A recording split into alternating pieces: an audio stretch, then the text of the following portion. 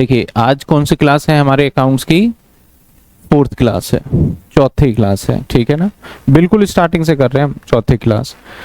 इसमें हमने क्या देखा था लास्ट क्लास के अंदर कि हमारे बिजनेस के अंदर जो देखा जाए तो कुछ बिजनेस के अंदर जो एक्टिविटी होता है उसको हम 4 कैटेगरी में बांट देते हैं। पहला कैटेगरी होता है जब बिजनेस करोगे तो बिजनेस में खर्चे होंगे ही होंगे। और खर्चे कौन से होंगे, मैंने कुछ लिस्ट ये 18-20 लिख दिए हैं जो अक्सर यूज होते हैं। इसके अलावा भी बहुत हो सकते हैं, जैसे वर्कर को सैलरी देना, वर्कर को वेजेस देना, रिपेयर का खर्चा, एडवर्टाइजमेंट का खर्चा, सामान खरीदने का खर्चा, स्टेशनरी का खर्चा, पैसे डूब गए, बेड डेट्स खर्चा। तो ये सारे लिस्ट किस चीज के थे? खर्चे के। इसी तरीके से हमने क्या देखा था कि बिजनेस के अंदर और क्या होगा? इनकम भी होगा। तो इनकम में क्या होगा? रेंट रिसीव हो गया, इसके साथ साथ कमीशन रिसीव हो गया, या फिर आपको डिस्काउंट रिसीव हो गया। तो ये इनकम का पार्ट माना जाता है, इसको रेवेन्यू भी बोला था। इसके बाद कुछ बिजनेस के ऊपर कर्जा भी होता है। उस कर्जे के अंदर क्या देखा था? बैंक लोन हो गया, इसी के तरीके से bank overdraft, creditor, bills payable, advance income, ये सारे के सारे बिजनेस के लिए क्या है? हमारे कर्जा, जो कि लाइबिलिटी होता है। इसके साथ साथ बिजनेस के कुछ एसेट्स होते हैं जो कि मैंने सारा का सारा कैटेगरी एसेट्स में लिखा, land, building, machinery, plant, furniture and etcetera. ये सब क्या होते हैं? हमारे बिजनेस के लिए एसेट्स होता है। यहां तक मैंने लास्ट क्लास में करा दिया था। इसके बाद मैंने बताया था अब आगे आने वाले क्वेश्चंस जितने भी होंगे उसको आपको नेचर वाइज बताना पड़ेगा। जैसे लैंड एंड बिल्डिंग बिजनेस के लिए एसेट्स होता है, और साथ के साथ मैंने बताया था इनके साइड को भी। तो हमारे साइड 2 होते हैं, क्योंकि जब हम अकाउंटिंग करते हैं, कोई भी अकाउंट करते हैं हम, जब कोई भी अकाउंटिंग करते हैं हम तो अकाउंट बनाते हैं, तो अकाउंट बनता है तो कुछ एक ये वाली साइड होता है और एक ये वाली साइड होता है। तो हम लेफ्ट राइट ना बोल के इस वाले साइड को हम डेबिट साइड बोलते हैं, ऐसे लिखते हैं डेबिट, और इस वाले साइड को हम क्रेडिट साइड बोलते हैं। जबकि इसको शॉर्ट फॉर्म में क्या लिखते हैं? DR, और इसको CR।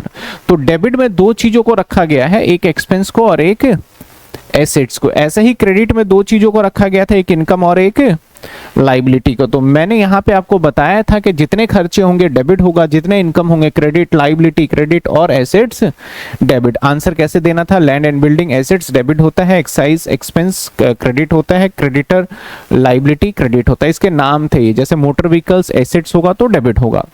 ये यहां तक ही हमने लास्ट क्लास में कवर किया था, और इससे रिलेटेड कुछ मैंने सवाल दिए थे कि भाई आप घर से कर लीजिएगा।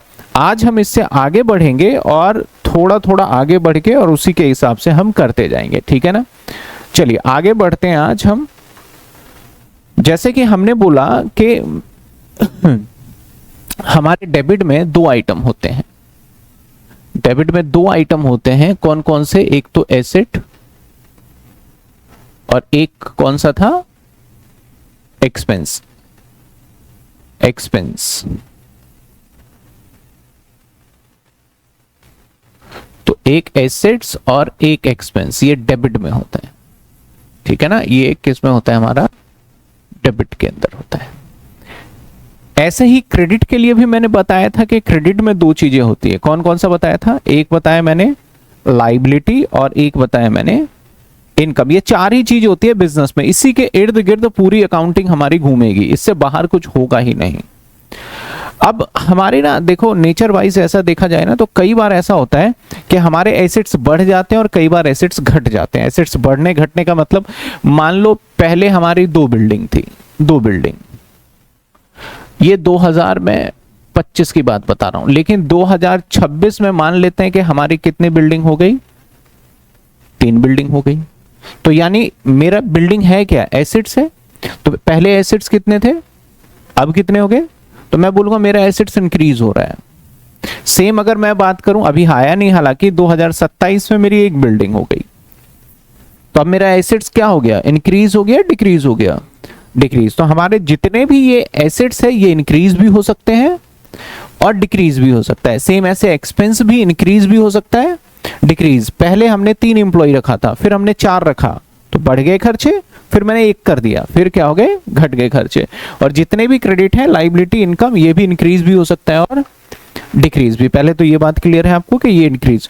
तो अब अगर इन केस कोई भी डेबिट वाला आइटम है, अगर मैं डेबिट वाले आइटम की बात करूं तो डेबिट वाले आइटम कौन कौन से हैं? एक तो एसेट है, सॉरी, हमारे पास एक एसेट और एक है हमारे पास एक्सपेंस। ये कौन से आइटम होते हैं जनरली? बताओ कौन सा आइटम है ये, कौन सी साइड होता है? एसेट्स और एक्सपेंस कौन से साइड होता है बताओ? डेबिट साइड में होता है। जब भी होगा ये कभी हमेशा डेबिट साइड में होगा। लेकिन इसमें कई बार बोला जाता है कि आप बताओ अगर ये इंक्रीज होगा तो साइड बताओ। कई बार पूछ लिया जाता है कि इनका ना आप साइड बताओ। ठीक है भाई, साइड बता तो दिया, डेबिट होता है। नॉर्मली क्या होता है इसका साइड? डेबिट होता है। लेकिन कई बार सवाल ना घुमा के पूछता है। घुमा के पूछने का मतलब क्या है? थोड़ा सा पेचीदा करके कि भाई मान लो ये इंक्रीज हो रहा है तो बताओ ये क्या हो रहा है। तो मैं बोलूंगा अगर ये इंक्रीज हो रहा है तो भैया तब भी डेबिट ही रहेगा। लेकिन अगर मैंने बोला मान लो ये डिक्रीज हुआ तो मैंने बोला भाई जब ये डिक्रीज होगा ना तो हाँ अब इसका साइड बदल जाएगा। क्या हो जाएगा पता है? क्रेडिट हो जाएगा। समझे? यानी एसेट्स और एक्सपेंस नॉर्मली साइड डेबिट होता है। अगर ये इंक्रीज हुआ तब भी फर्क नहीं पड़ेगा, तब भी क्या रहेगा? डेबिट रहेगा। लेकिन अगर वो घट गया तो क्या हो जाएगा? हमारा क्रेडिट हो जाएगा, मतलब साइड बदल जाएगा उस केस में। ठीक है ना? ऐसे ही हम बात करते हैं, दो चीजें हमारे पास और हैं। क्या क्या दो चीजें हैं? एक है हमारे पास लाइबिलिटी और एक है हमारे पास इनकम।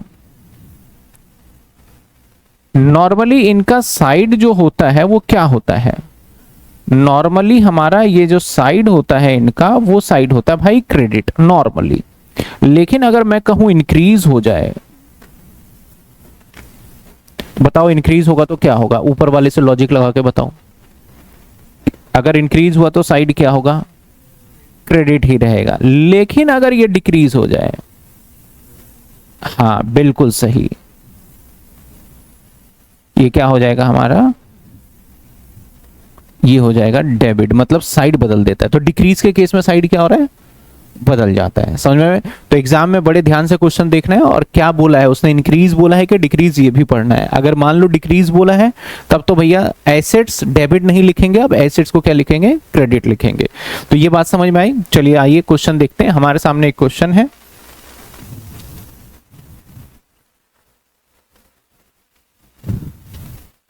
क्या कहता है क्वेश्चन में? देखिए क्वेश्चन में कहता है कि भाई ऑन विच साइड विल, क्या वर्ड लिख दिया इसने? डिक्रीज। एंड ऑल्सो नेचर भी बताना है। तो दो चीजें बताना है, एक क्या बताना है हमें? साइड, और एक बताना है नेचर। लेकिन साइड किसके हिसाब से बताना है? डिक्रीज के हिसाब से। समझ में आई बात आपको? तो इसके लिए हम सिंपली जैसे हमने कॉलम खींचा था वही कॉलम ड्रॉ करके और फिर हम करते हैं।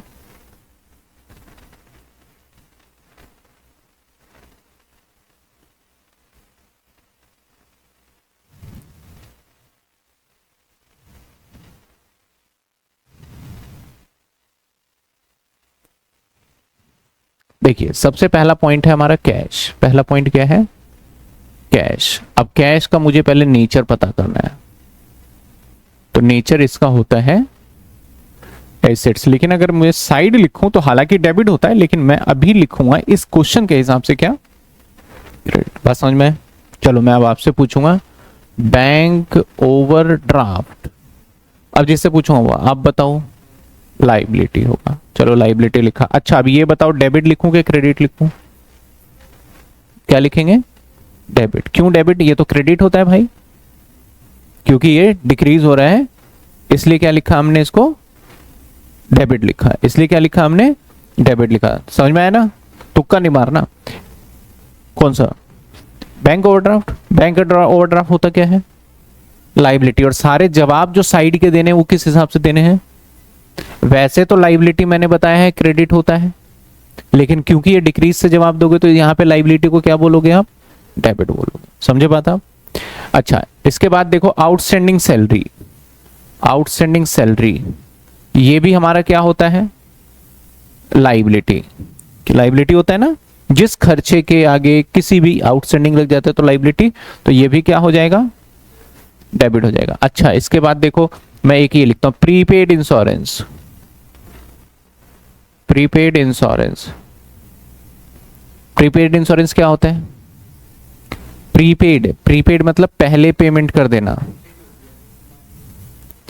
प्रीपेड। और सोचो, निकालो रजिस्टर, निकाल लो, देख के बताओ। प्रीपेड और जो भी बच्चे लाइव बाद में देखें इस क्लास को, रजिस्टर सामने रखना, ठीक है ना। हाँ, और अभी फिलहाल आपको देख के बताने में कोई शर्मिंदगी नहीं होना चाहिए, अभी आप समझ रहे हो, ठीक है ना।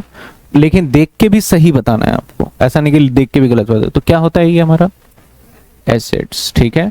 अब एक सवाल मैं पूछता हूं कि भाई एसेट्स है तो इसका साइड क्या होगा। अब क्या होगा इस वाले क्वेश्चंस के लिए, क्या होगा, क्रेडिट। अगर कुछ भी नहीं लिखा होता, सिर्फ लिखा होता कि भैया ये डिक्रीज वर्ड नहीं होता, लिखा होता साइड, तब मैं क्या लिखता, डेबिट लिखता। आ रही बात समझ में। इसके साथ साथ ऐसे मोहन प्रोप्राइटर, तो मैंने बताया था जब भी ऐसा आ जाए ना मोहन प्रोप्राइटर, तो इसका जो नेचर हमेशा कैपिटल ही रखना है, इसका लाइबिलिटी एसेट्स इनकम मत रखना है, इसको किस में रखना है आपको, कैपिटल में, और इसका साइड हो जाएगा हमारा डेबिट हो जाएगा। समझ में आ रही है बात आपको। एक बीच में रह गया, कौन सा रह गया, आउटस्टैंडिंग रैंक। बताओ क्या होता है ये, लाइबिलिटी, और लाइबिलिटी है तो इस क्वेश्चन के हिसाब से साइड क्या होगा, डेबिट होगा। बात समझ में आई। तो आपको क्वेश्चंस जब पढ़ोगे, जब आप साइड बताओगे, तो ये वर्ड भी देखना है कि ये डिक्रीज वाला है या फिर इंक्रीज वाला। यहां तक क्लियर हो गया, कोई दिक्कत यहां तक नहीं। चलिए अब न्यू टॉपिक करें, हमारा ये बेसिक खत्म हो गया। और यकीन मानिएगा ये पूरे साल क्या पूरे जिंदगी में यूज होगा ये चीजें, मैं कभी भी पूछ लूंगा। आप चाहे कॉलेज में जाओगे तब भी मैं पूछ लूंगा, अच्छा ये बताओ डेबिट होगा क्रेडिट। और जिसको ये फंडा क्लियर हो जाता है ना, तो बहुत सारे अकाउंट्स को ना खुद बनाने लग जाता है ये। हालांकि है बहुत आसान, और आपके एग्जाम में इसमें से 4 नंबर का क्वेश्चन पूछा जाता है, और यही पूछा जाता है कि डेबिट होगा या क्रेडिट होगा, ये बताओ कौन से टाइप का नेचर है, ये बताओ। 4 नंबर का क्वेश्चन आएगा आपके टर्म 1 के अंदर, ठीक है। चलिए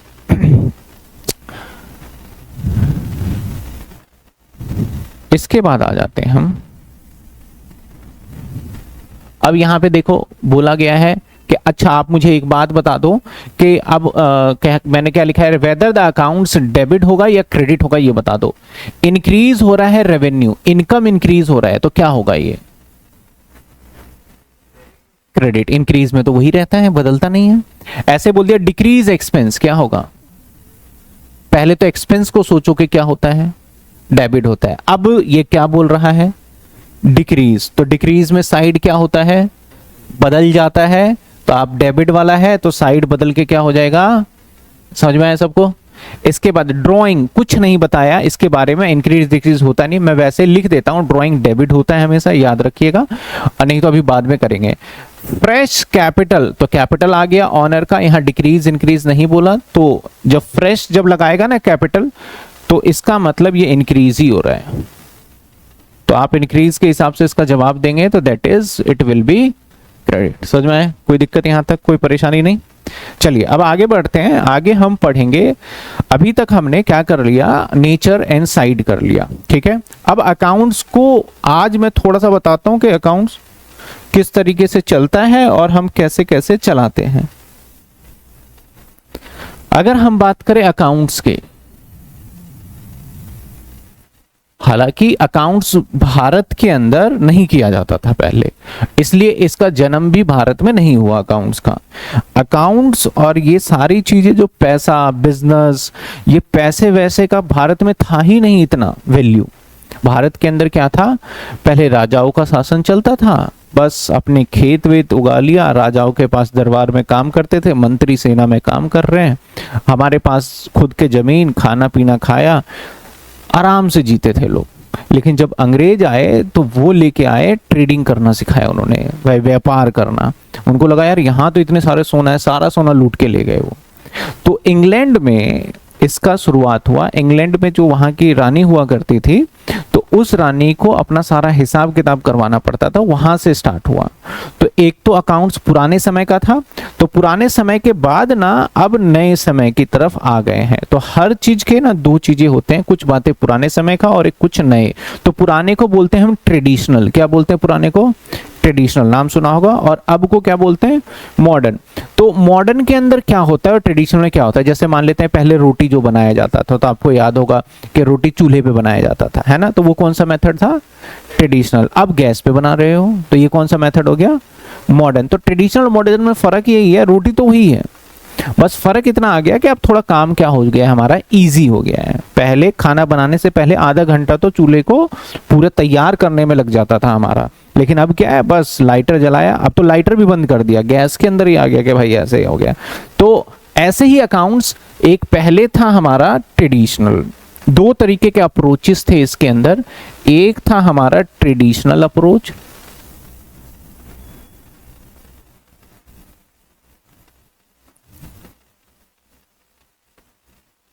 और एक है हमारा मॉडर्न अप्रोच।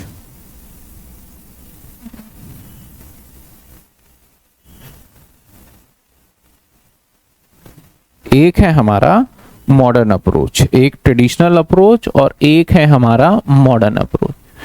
ट्रेडिशनल अप्रोच के अंदर और मॉडर्न अप्रोच जितने भी हमने किया था, मॉडर्न अप्रोच जो लेके आया था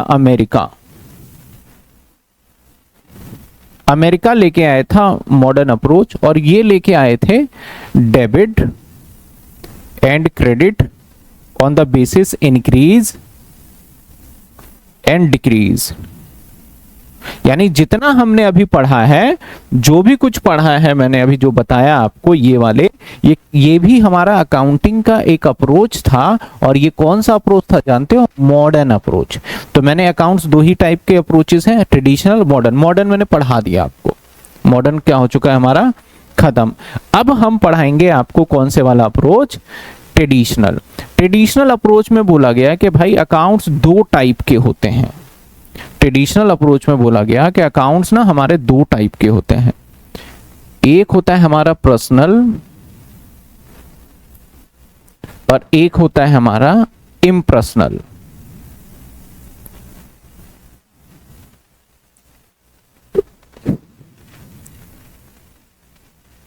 एक होता है पर्सनल और एक होता है impersonal.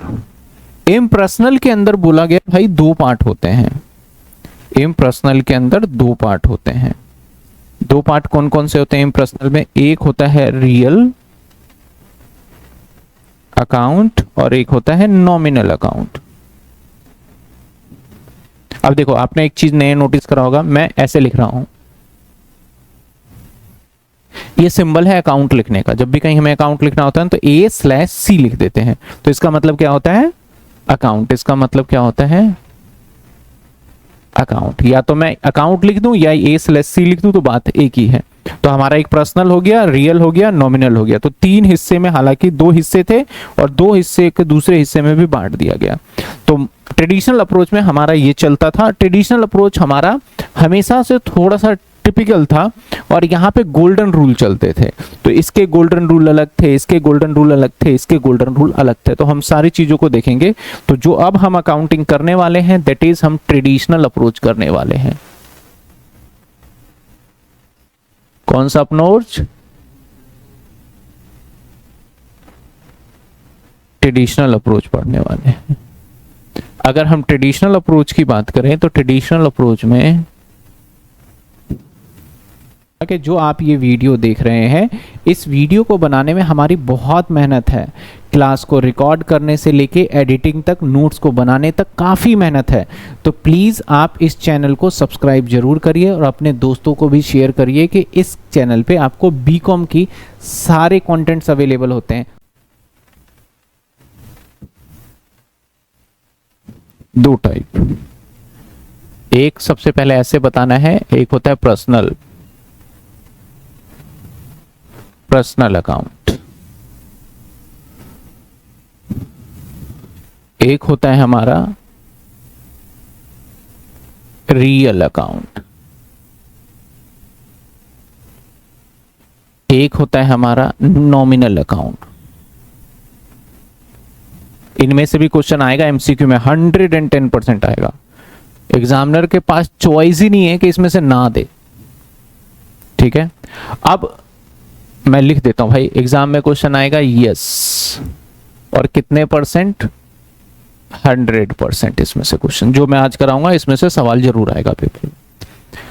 Personal account, personal account कैसे पता चले कि इसको हम पर्सनल बोलेंगे, अभी आपको क्लियर हो जाएगा। तो पर्सनल अकाउंट पहचानने का तरीका जो निकाला गया, बोला गया भाई यहां पे ना पर्सनल अकाउंट। अगर कोई नेचुरल पर्सन है,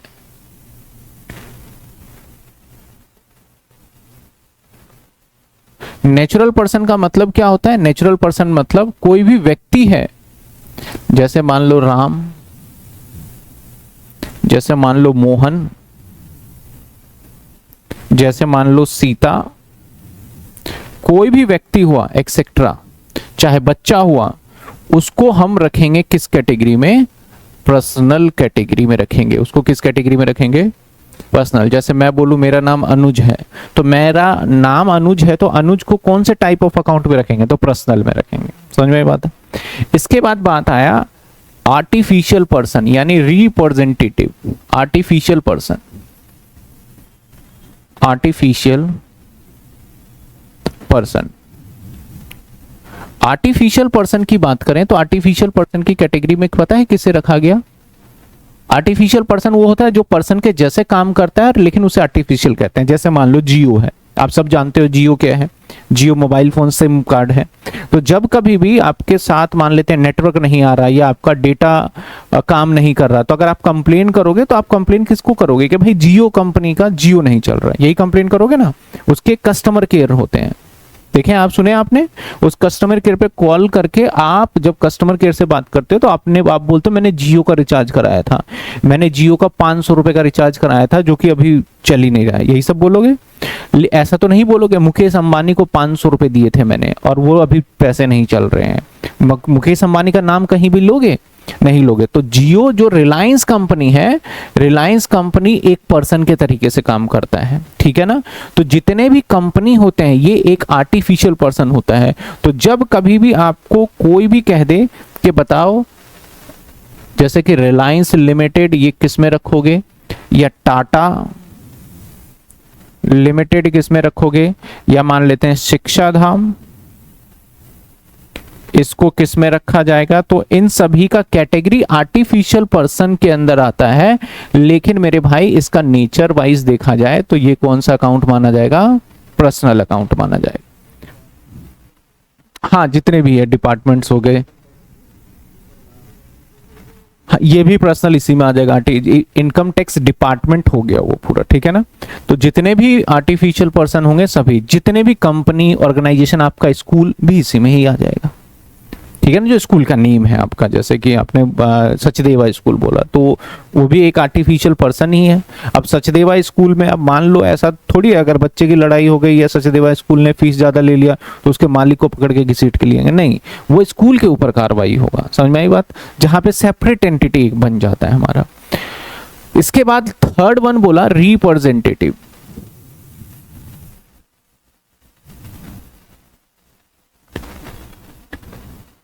रिप्रेजेंटेटिव में आप ध्यान रखना कि किस किस को रखोगे इस कैटेगरी में। इसके अंदर रखोगे जैसे नंबर 1,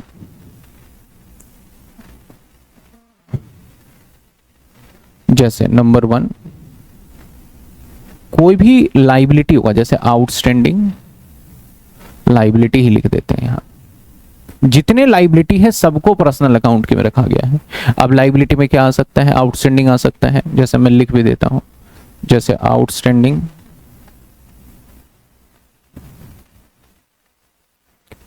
जैसे हमारा हो गया क्रेडिटर,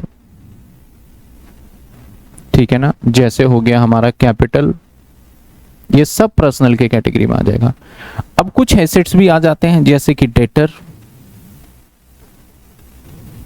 जैसे कि हमारा प्रीपेड एक्सपेंस,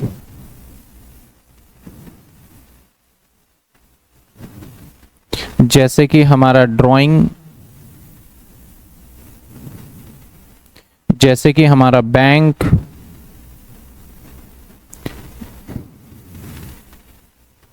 जैसे कि हमारा बैंक, जैसे कि हमारा बैंक के बाद क्या आता है? हमारा एक बिल्स रिसीवेबल,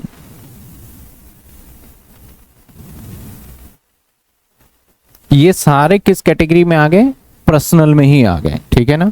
ये सारे किस कैटेगरी में, मैंने इसको स्पेसिफाई किया कि भाई कोई भी नेचुरल पर्सन आएगा तो वो भी पर्सनल होगा, कोई भी आर्टिफिशियल होगा तो वो भी पर्सनल होगा, कोई भी रिप्रेजेंटेटिव नेचर का होगा वो भी क्या होगा, पर्सनल होगा। तो आर्टिफिशियल क्या होता है, किसी कंपनी के नाम को आर्टिफिशियल बोलते हैं। नेचुरल क्या होता है, किसी जीवित व्यक्ति के नाम को नेचुरल में रखेंगे। रिप्रेजेंटेटिव जो मैंने लिस्ट लिखा है सारी लाइबिलिटी रिप्रेजेंटेटिव में आ जाता है। कुछ एसेट्स भी होता है जैसे डेटर, आपका बैंक, जैसे कि बिल्स रिसीवेबल या फिर प्रीपेड एक्सपेंस, प्रीपेड लिखा है, प्रीपेड एक्सपेंस, ये सब किस में आ जाते हैं, हमारे रिप्रेजेंटेटिव में आ जाते हैं। इसके बाद अगला पॉइंट आता है हमारा, सर क्या आता है अगला पॉइंट, रियल एसेट्स। तो रियल अकाउंट के अंदर सारे के सारे हमारे क्या क्या आते हैं सर, इसके अंदर सारे एसेट्स, जैसे बिल्डिंग,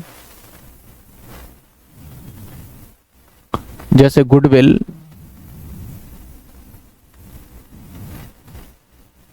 जैसे मशीनरी,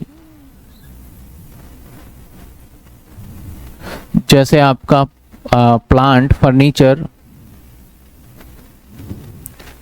जैसे हमारा कैश। इसका मतलब सारे एसेट्स, ऑल एसेट। कौन से ऑल एसेट्स हो गए, सिर्फ ये वाले जो एसेट्स आ गए इसको छोड़कर सारे एसेट्स, एक्सेप्ट दीज जो यहाँ पे है डेटर, प्रीपेड, इसको छोड़कर सारे एसेट्स, ठीक है। जैसे मेरा माउस जो है ये एसेट्स है, तो मैं किस कैटेगरी में रखूंगा, रियल अकाउंट। इसका नेचर क्या बताऊंगा मैं, रियल अकाउंट। मेरा बुक्स मेरे लिए एसेट्स है, तो इसको किस कैटेगरी में रखूंगा, रियल अकाउंट के अंदर रखूंगा। समझ में आ रही है बात आपको। ऐसे मान लेते हैं कि सोहन, नाम बताया मैंने किसी का सोहन, बताओ किस में रखेंगे, नेचुरली हम बोलेंगे पर्सनल अकाउंट। अकाउंट बताना है आपको, आपको पता चल गया नेचुरल ये समझाने के लिए, लेकिन आपको जवाब किस में देना है, अकाउंट में, ठीक है ना, पर्सनल अकाउंट। ऐसे ही मैंने बोला मान लेते हैं कि एयरटेल, नहीं, आपको जवाब किस में देना है, आर्टिफिशियल पर्सन नहीं, जवाब किस में देना है, पर्सनल अकाउंट में, ठीक है। ऐसे ही मैंने बोला डेटर, किस में आएगा, पर्सनल अकाउंट में। डेटर इस कैटेगरी में है, आएगा किसमें, पर्सनल में, ठीक है। ऐसे ही मैंने बोला मेरा ये कीबोर्ड है, रियल, ये मेरे लिए क्या है, एसेट्स है, तो किसमें आ गया, रियल अकाउंट में। समझ में आई बात आपको, कैसे जवाब देना है। लास्ट वन एक्सपेंस, ये नॉमिनल होता है, तो इसमें बोला गया जितने भी खर्चे होते हैं, दुनिया के जितने भी खर्चे हैं सारे के सारे, ऑल एक्सपेंसेस, जैसे कि परचेज, जैसे परचेज रिटर्न,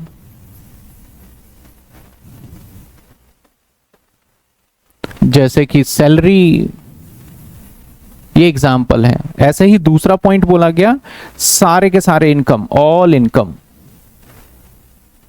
ऑल इनकम भी इसी कैटेगरी में आ जाएगा, दैट इज नॉमिनल कैटेगरी में आ जाएगा।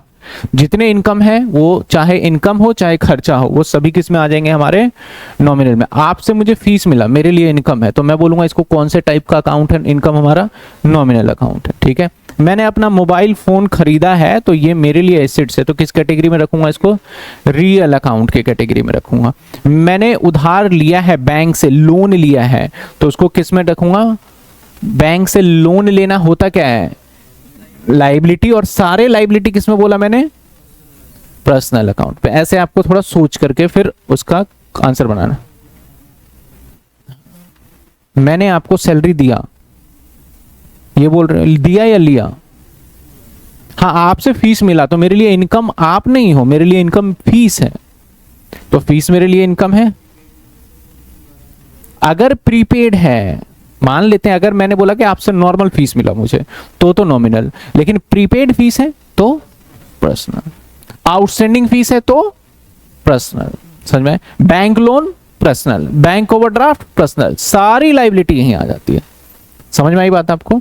तो अब इसके ना कुछ गोल्डन रूल्स हैं। क्या गोल्डन रूल्स है, कई बार पूछ लेते हैं, अभी याद हो ना हो कोई फर्क नहीं पड़ता अभी, लेकिन बस ध्यान रखना होता है कि ये गोल्डन रूल बताया गया है, स्कूल में भी बताएंगे। इसके अंदर बोला गया कि भाई डेबिट द रिसीवर, एंड दूसरा बनाया गया क्रेडिट द गिवर। अभी आपको एज इट इज ये बस, अभी मैं जब जर्नल एंट्री कराऊंगा ना तब मैं इसको प्रूव करके दिखाऊंगा, अभी प्रूव करने के लिए मेरे पास डेटा नहीं अवेलेबल है। तो बस याद रखना है कि पर्सनल अकाउंट का जो गोल्डन रूल है वो कहता है debit the receiver and credit the giver, और रियल अकाउंट का गोल्डन रूल कहता है debit what's comes in comes in and credit what goes out। School में जिस बच्चों का हुआ होगा डेफिनेटली इसके बिना, मतलब ये गोल्डन रूल इसलिए बोला गया कि इसके बिना अकाउंट्स हो ही नहीं सकता, और इस रूल को अप्लाई करने में बड़ी समस्या आती थी, इसलिए अमेरिका ने कौन सा अप्रोच निकाला, मॉडर्न। मॉडर्न आसान हो गया हमारा। तो अब इस रूल बनता इसी रूल के अकॉर्डिंग है, लेकिन हम इस रूल को बिना ध्यान में रखे भी अकाउंटिंग पूरी कर सकते हैं। बोलने को ये होता है कि ये रूल अगर नहीं आता तो अकाउंट सीख ही नहीं सकते। कब, जब हमारे पास एक ही अप्रोच था, कौन सा, ट्रेडिशनल। लेकिन जब मॉडर्न आ गया है तो अगर ये रूल नहीं भी आता हो, मॉडर्न वाली चीजें समझ लो, तब भी आप सारी अकाउंटिंग कर सकते हो। ठीक है, ऐसा नहीं कह सकते कि इसके बिना हो जाएगा, होता है इसकी के सहारे है, लेकिन हम मॉडर्न से इसको ध्यान में नहीं रखना। ऐसे ही नॉमिनल का हमारा बन जाता है debit all expense and loss, credit all income और गेन। तो ये गोल्डन रूल हो गए 3 जो कि आपको एकदम से याद रखना है, जिसमें भूलना नहीं है आपको। समझ में आई बात आपको? तो गोल्डन रूल 3 हो गए। कितने टाइप के अकाउंट हो गए? 3 बोलना है। वैसे तो 2 ही होते हैं, लेकिन अभी हम फिलहाल आपके साथ बोल रहे हैं कि 3 है। कौन कौन सा? पर्सनल, रियल और, समझ में आई बात आपको? तो अब इसके कैटेगरी मैंने यहाँ पे बता दिया। अब मैं कुछ सवाल भी पूछूंगा और उसके हिसाब से आपको जवाब भी देना होगा। चलिए मैं आपसे सवाल पूछता हूँ कुछ। ये हमारा बहुत इंपॉर्टेंट, एग्जाम में आएगा ही नहीं आएगा? बिल्कुल आएगा, ये आ जाइए। चलिए अब इस सवाल को देखेंगे। क्वेश्चन नंबर 1 है आपकी किताब के अंदर। मैंने इसको पहले जो कराया था वो ये मान के कराया था आपके लिए कि इसको आप प्रैक्टिस के लिए सिर्फ अभी नेचर बता देना, ठीक है। लेकिन अब जो मैं इसको कराऊंगा वो नॉर्मली जैसे क्वेश्चन है उसके हिसाब से कराएंगे। क्वेश्चन क्या डिमांड करता है, ऊपर स्टार्टिंग में हेडिंग में पढ़ोगे, कहता है following accounts belong to mention the books of account Shri Ashok, classify the personal, real, nominal account. इसको बताइए कि भैया पर्सनल है या रियल है या नॉमिनल है। तो यानी आपको टाइप ऑफ अकाउंट बताता है, टाइप ऑफ अकाउंट। तो सबसे पहले दे रखा है land and building, land and, तो क्या आएगा ये, रियल, ठीक है ना। अभी आपको याद नहीं होगा, मैं बताता जा रहा हूं कि कैसे करेंगे, फिर आप जब पूरा उतारोगे नोट करोगे तो अच्छे से याद आ जाएगा। इसके बाद नंबर 2 पे एक्साइज ड्यूटी, ये खर्चा है, तो जितने खर्चे सभी नॉमिनल। इसके बाद तीसरे नंबर पे क्रेडिटर, लाइबिलिटी है, तो क्या आएगा। इसके नंबर 4 पे कैपिटल, लाइबिलिटी के साइड ही जाता है, नहीं, जितनी लाइबिलिटी सभी पर्सनल, ठीक है। इसके बाद motor vehicle, motor vehicle real account, समझे। इसके बाद गुडविल, ये भी एसेट्स है, रियल अकाउंट। इन्वेस्टमेंट, ये भी एसेट्स है। इसका डेटर, ये हमारा एसेट्स तो है लेकिन इसको पर्सनल में रखेंगे। तो मैंने एक आपको सैंपल बता दिया कैसे करना है, बुक के अंदर इसके आंसर्स भी गिवन है हमारे। आपको पहले ये वाला पॉइंट अच्छे से नोट करना है रजिस्टर में, उसके बाद इस रजिस्टर को सामने रखना है और फिर क्वेश्चंस पढ़ना है, और फिर क्वेश्चंस पढ़ के फटाफट से आपको जवाब लिखना है। इसे कहेंगे प्रैक्टिस होना। जब आप 2-3 सवाल करोगे तब जाके आपकी पूरी प्रैक्टिस बन पाएगी। समझ में आई बात आपको? तो जो हमारा चैप्टर नंबर 6 था, रूल ऑफ डेबिट क्रेडिट, उसके अंदर 2 ही टॉपिक मेनली है, 3 टॉपिक है चैप्टर नंबर 6 में। एक है हमारा nature and side of account, दूसरा है हमारा अकाउंट्स के टाइप, पर्सनल, रियल, नॉमिनल, तीसरा है हमारा T shape account. T shape account इसके अंदर मैं अभी नहीं कराऊंगा, इसके अंदर जब जर्नल एंट्री खत्म करेंगे ना तो उसके बाद टी शेप अकाउंट कराएंगे। यानी अगली क्लास से मैं सीधा जर्नल एंट्री आपको कराना स्टार्ट करूंगा, उसके बाद हमारा टी शेप अकाउंट होगा उसके अंदर। तो यानी अभी कौन सी क्लास मैंने बताया, ये हमारी है 4th क्लास। 4th क्लास तक मैंने अकाउंट्स में आपको कोई चैप्टर स्टार्ट नहीं कराया है आपकी किताब से। अब मैं जो 5वीं क्लास लूंगा तो 5वीं क्लास से अब मैं सिस्टमेटिक चैप्टर स्टार्ट करता जाऊंगा। समझ में आई बात? अभी तक क्या करा है हमने, सिर्फ कॉन्सेप्ट बिल्डअप किया है। कोई बोले सर आपने ये चैप्टर भी पढ़ाया था, नहीं पढ़ाया भाई, सिर्फ मैंने कॉन्सेप्ट। फिर मैं शुरू से पढ़ाऊंगा, 1 2 3 4 5 6 7 8 पूरा मैं पढ़ाऊंगा वो सिलेबस। तो मैंने पहले कहा था कि 4 से 5 दिन कॉन्सेप्ट बिल्डअप करने में लगता है, इसके बाद इजिली हो जाता है। तो आपको पहले ये वाला पार्ट नोट करना है या फिर ये वाला पार्ट नोट करना है? नहीं, 1 मिनट रुकिए, आपको नोटिंग कहां से करना था, ये वाला करना था ना नोट हमें पहले। एसेट्स और लाइबिलिटी इंक्रीज और डिक्रीज। ठीक है, ये वाला नोट करना, उसके बाद वो कर लेना। क्लियर है सभी को? कोई दिक्कत कोई परेशानी तो नहीं है यहाँ तक? चलिए, इसमें से कुछ एक होमवर्क मिल जाएगा आज आपको।